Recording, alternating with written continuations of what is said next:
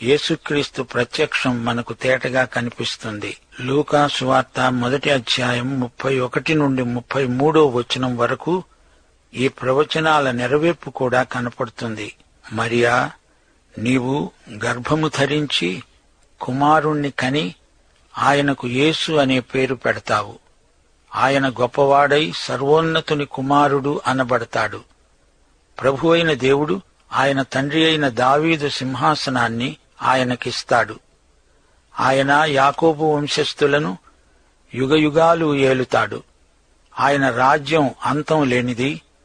ఇప్పుడు 89వ కీర్తనలో 3వ వచనం, నేను ఏర్పరచుకొనిన వానితో నిబంధన చేసుకున్నాను, నిత్యము నీ సంతానాన్ని స్థిరపరుస్తాను. 4వ వచనం, తరతరాలకు నీ సింహాసనాన్ని స్థాపిస్తానని చెప్పి నా సేవకుడైన దావీదుతో ప్రమాణము చేసి ఉన్నాను. 35, 36 వచనాలు, అతని సంతానము శాశ్వతముగా ఉంటుందని, అతని సింహాసనము సూర్యుడు ఉన్నంతకాలము నా సన్నిధిని ఉంటుందని, చంద్రుడు ఉన్నంతకాలం అది నిలుస్తుందని, మెంటనున్న సాక్షి నమ్మకముగా ఉన్నట్లు అది స్థిరపరచబడుతుందని, నా పరిశుద్ధత తోడని నేను ప్రమాణం చేశాను. దావీదుతో నేను అబద్ధమాడను. చూచారా, ఈ మాటలన్నీ యేసు ప్రభువును గురించి చెప్పినవే. ప్రవచనాలలోని క్రీస్తు మనలోని నిరీక్షణను ఎంతో బలపరుస్తాడు. ఇప్పుడు 1వ వచనం నుండి వినండి. దావీదీయ నిబంధనను గూర్చిన కీర్తన. ఈ కీర్తనతో లేవియకాండ కీర్తనల భాగం ముగిసినట్లే. ఈ కీర్తనను రాసింది ఎజ్రాహీయుడైన ఏతాను. ఇది ప్రబోధ గీతం, మాస్కెల్. ఏతాను లేవి గోత్రానికి చెందినవాడు. ఈ కీర్తనలో దేవుని విశ్వసనీయత 10 సార్లు పేర్కొనబడింది. ఈ కీర్తనలో నిబంధన అనే మాట 4 సార్లు వస్తుంది. నేను ప్రమాణం చేశాను అని దేవుడు 3 సార్లు అన్నాడు. నేను అబద్ధమాడను అని 4 సార్లు అన్నాడు. ఈ కీర్తనలో దేవుని మహిమ కనపడుతున్నది. 2 సమూయేలు 7వ అధ్యాయంలో దేవుడు దావీదుతో చేసుకున్న నిబంధన వివరంగా చెప్పబడింది. 1వ వచనం, యెహోవా యొక్క కృపాతిశయమును నిత్యము నేను కీర్తిస్తాను. తరతరాలకు నీ విశ్వసనీయతను నా నోటితో తెలియచేస్తాను. కృప నిత్యము స్థాపించబడుతుందని, ఆకాశమందే నీ విశ్వసనీయతను స్థిరపరుచుకుంటావని నేను అనుకుంటున్నాను. దేవుని కృపాతిశయం, ఆయన విశ్వసనీయత మన ఆనందానికి ప్రేరణ. దేవుని కృప నిత్యమైనది, ఆయన విశ్వసనీయత స్థిరమైనది. 24వ వచనంలో గేయకారుడు అంటున్నాడు, విశ్వసనీయత, కృప దావీదుకు తోడై ఉన్నాయి. 5వ వచనం, యెహోవా ఆకాశ వైశాల్యము నీ ఆశ్చర్య కార్యాలను స్తుతిస్తున్నది. పరిశుద్ధ దూతల సమాజములో నీ విశ్వసనీయతను బట్టి నీకు స్తుతులు కలుగుతున్నాయి. దేవుని విశ్వసనీయత కొరకు దేవునికి స్తోత్రములు. 8వ వచనం, యెహోవా సైన్యములకు అధిపతివైన దేవా, నీ వంటి బలాఢ్యుడెవడు? నీ విశ్వసనీయత చేత నీవు ఆవరించబడి ఉన్నావు. 20వ వచనం, నా సేవకుడైన దావీదును నేను కనుగొని ఉన్నాను, నా పరిశుద్ధ తైలముతో అతణ్ణి అభిషేకించి ఉన్నాను. దేవుడు తన వాగ్దానాన్ని తప్పక నెరవేరుస్తాడు. ఆడిన మాటను తప్పని దేవుడు. 27వ వచనం, నేనతణ్ణి నా జ్యేష్ఠ కుమారునిగా చేస్తాను, భూరాజులలో అత్యున్నతునిగా ఉంచుతాను. దావీదు నిబంధన క్రీస్తునందు కేంద్రీకరించబడి ఉన్నది. యేసుక్రీస్తు దేవుని కుమారుడు. ఆయన బెత్లెహేములో పుట్టినవాడు. ఆయన అవతారం ఆయన తగ్గింపును సూచిస్తుంది. ఆయన శిలువ మీద చనిపోయి తిరిగి లేచినప్పుడు తన పునరుత్థానమందు ఆది సంభూతుడయ్యాడు. మృతులలో నుండి లేచిన వారిలో ఆయన మొదటివాడు. జ్యేష్ఠ కుమారునిగా చేస్తాను అనగా యేసుక్రీస్తు మొదటివాడు. ఆయన యందు విశ్వాసముంచిన వారంతా ఆయన తరువాత వారు. ప్రపంచమంతటినీ ఏలేవాడు యేసురాజు. రాజదండము ఆయన చేతిలో ఉన్నది. ఆయన భూరాజులలో అత్యున్నతుడు, రాజులకు రాజు, ప్రభువులకు ప్రభువు. 28వ వచనం, నా కృప నిత్యము అతనికి తోడుగా ఉండజేస్తాను, నా నిబంధన అతనితో స్థిరంగా ఉంటుంది. ఇప్పుడు 29 నుండి 32వ వచనం వరకు వినండి. అంశం మారింది. దావీదు వంశాన్ని గురించి, అతని తరువాతి తరాలను గురించి ఈ వాక్య భాగంలో చెప్పబడింది. 30 నుండి 32వ వచనం వరకు అతని కుమారులు నా ధర్మశాస్త్రమును విడిచి నా న్యాయ విధులను ఆచరించని ఎడల, వారు నా కట్టడలను అపవిత్రపరచి నా ఆజ్ఞలను గైకొనని ఎడల, నేను వారి తిరుగుబాటునకు దండముతో, వారి దోషమునకు దెబ్బలతో వారిని శిక్షిస్తాను. తన బిడ్డలు తప్పు చేస్తే ఆయన దండిస్తాడు. అయితే ఆయన తన కృపను బొత్తిగా ఎడము చేయడు. దేవుడు అబద్ధికుడు కాడు. దేవుడు తన విశ్వసనీయతను విడువడు. ఇప్పుడు దేవుడు ప్రమాణం చేస్తున్నాడు. 34వ వచనం, నా నిబంధనను నేను రద్దుపరచను, నా పెదవుల గుండా బయలు వెళ్లిన మాటను మార్చను.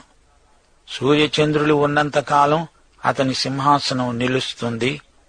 తాత్కాలికంగా ఆయన కోపగించినా, కఠిన చర్య తీసుకున్నా, 49వ వచనం ప్రకారం గేయకారుడు, ప్రభువా, నీ విశ్వసనీయతతోడని దావీదుతో ప్రమాణము చేసిన తొల్లిటి నీ కృపాతిశయములెక్కడా అని అడిగినా, దేవుడు తన మాట ప్రకారం తన నిబంధనను జ్ఞాపకం చేసుకుంటాడు.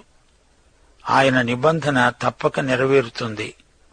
ఆయన తన నిబంధనను ఎన్నడూ మరువడు. దావీదు సింహాసనముపై 1000 ఏండ్ల పాలనలో యేసే కూర్చుంటాడు. దానికి తిరుగులేదు. ఇప్పుడు మనం 90వ కీర్తనలోకి వస్తున్నాము. ఈ కీర్తనలో దేవుని కాపుదల వ్రాయబడింది. 90 నుండి 106వ కీర్తన వరకు కీర్తనల సంఖ్యాకాండం కొనసాగుతుంది. పంచగ్రంథాలలో ఇది 4వ భాగం. ఇది మోషే కీర్తనతో ప్రారంభమవుతుంది. సంఖ్యాకాండంలో ఇశ్రాయేలు అరణ్య ప్రయాణం, వారి విషాదకరమైన అనుభవాలు వర్ణించబడినాయి. ఇప్పుడు 90వ కీర్తన విందాము. ఇది మోషే కీర్తన, ప్రార్థన. ఇశ్రాయేలీయులు ఈజిప్టు నుండి బయలుదేరినప్పుడు మొదట సీనాయి కొండ దగ్గరికి వచ్చారు. అక్కడే దేవుడు వారికి ధర్మశాస్త్రమిచ్చాడు. ఆ తరువాత వారు వాగ్దత్త భూమి వైపు ప్రయాణం చేశారు. అయితే నేరుగా వారు గమ్యాన్ని చేరుకోలేకపోయారు. 38 ఏండ్లు వారు అరణ్య ప్రయాణం చేస్తూనే ఉన్నారు.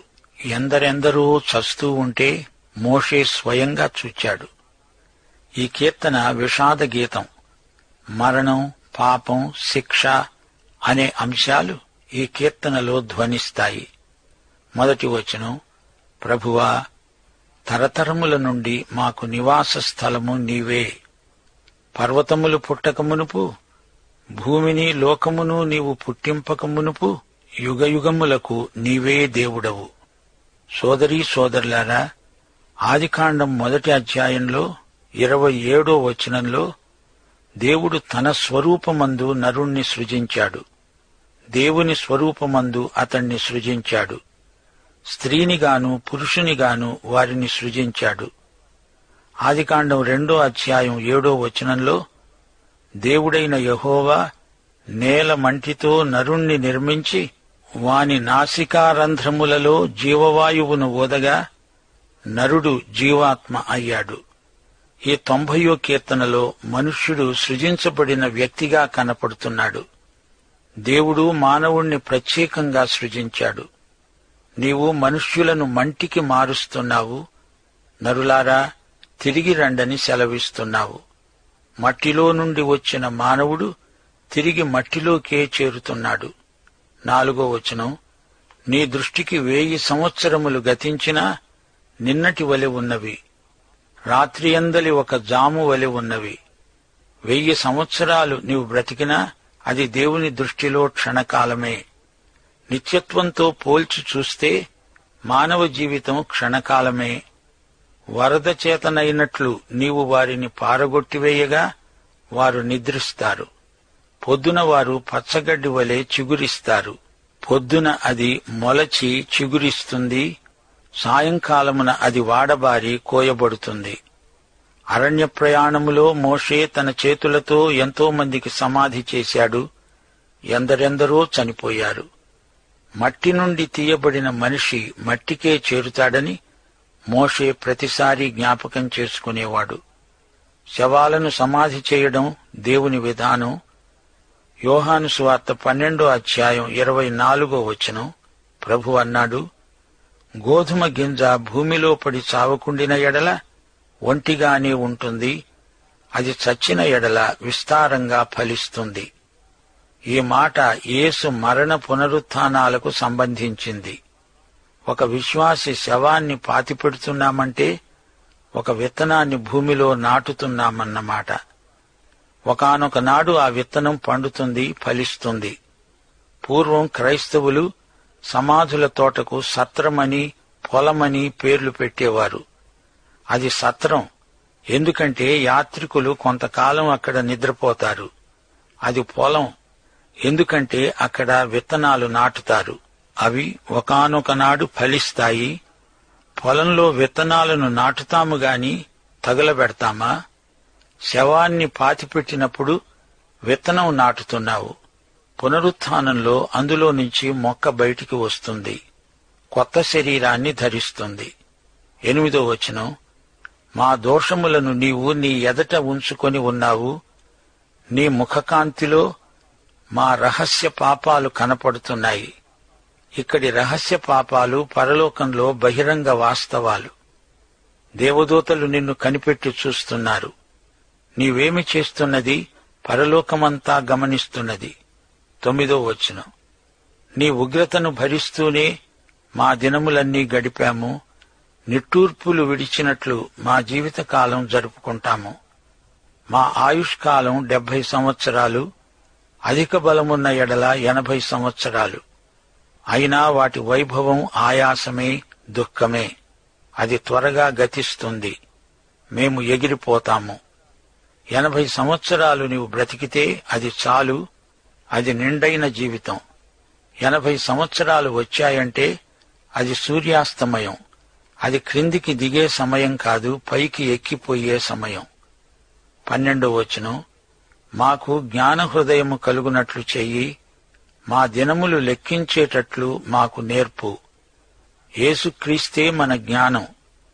1 కొరింథీ 1:30 ఆయన మనకు జ్ఞానము, నీతి, పరిశుద్ధత, విమోచనము. యేసుక్రీస్తు నీకుంటే నీకు జ్ఞానము, నిరీక్షణ ఉన్నాయి. 17 మా దేవుడైన యెహోవా ప్రసన్నత మా మీద ఉండునుగాక. దేవా, మా చేతి పనిని స్థిరపరచు. మనము చేసే ప్రతి పని నిత్యత్వంలో నాణ్యత గలదై కనిపించాలి. 90వ కీర్తనతో కీర్తనల గ్రంథంలో 4వ భాగం మొదలైంది. ఇది కీర్తనల సంఖ్యాకాండమని చెప్పవచ్చు. ఇప్పుడు 91వ కీర్తనలోకి రండి. ఈ కీర్తనలో జీవము, వెలుగు మనకు కనిపిస్తాయి. 90వ కీర్తన మరణాన్ని గురించి, 91వ కీర్తన జీవమును గురించి. ఇది మెస్సియా కీర్తన. యేసుక్రీస్తును గురించిన ప్రవచన చిత్రపటం మనకు కనిపిస్తుంది. మనకు దేవుని యందు కాపుదల, భద్రత ఉన్నాయి. 90వ కీర్తన ప్రథమ మానవుడైన ఆదామును గురించి. ఆదామునందు అందరూ మృతులే. 91వ కీర్తన పరలోకము నుండి రాబోయే యేసుక్రీస్తును గురించినది. క్రీస్తునందు అందరూ సజీవులే. ఈ కీర్తనలోని ఒక వచనాన్ని సైతాను కూడా ఉదహరించాడు, చూతాము. సైతానుకు బైబిలు వచనాలు తెలుసు. 1 మహోన్నతుని చాటున నివసించేవాడే సర్వశక్తుని నీడను విశ్రమించేవాడు. ఆయనే నాకు ఆశ్రయము, నా కోట.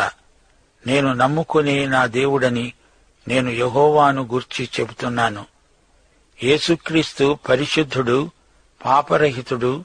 ఆయనను గురించే ఈ మాటలు చెప్పబడ్డాయి. వేటకాని ఉరిలో నుండి ఆయన నన్ను విడిపిస్తాడు. నాశనకరమైన తెగులు రాకుండా నిన్ను రక్షిస్తాడు. ఆయన తన రెక్కలతో నిన్ను కప్పుతాడు. ఆయన రెక్కల క్రింద నీకు ఆశ్రయం కలుగుతుంది.